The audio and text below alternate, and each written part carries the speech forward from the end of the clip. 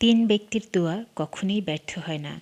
প্রথমত রোজাদার ব্যক্তি, দ্বিতীয়ত ন্যায়পরায়ণ শাসক এবং তৃতীয়ত মজলুম ব্যক্তি।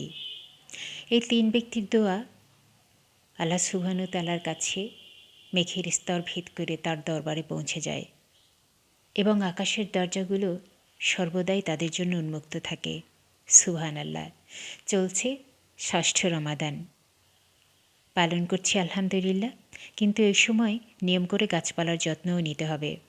কারণ হচ্ছে এখন টেম্পারেচার যেহেতু বাড়তে শুরু করেছে, এই সময় কিন্তু গাছপালার পাতা ঝরে যাওয়ার সম্ভাবনা থাকে এবং যেহেতু গাছপালায় প্রায় সব গাছপালায় ফুল চলে আসে, এগুলো ঝরে যাওয়ার সম্ভাবনা থাকে, নতুন কুঁড়ি আসতে বাধা দেয়। সুতরাং এই সময় গাছে ঠিকঠাক মতো পানি দিতে হবে, খাবার দিতে হবে এবং গাছকে শাওয়ার করিয়ে দিতে হবে। তাহলে ছাদ বাগানটা সুস্থ থাকবে ইনশাল্লাহ।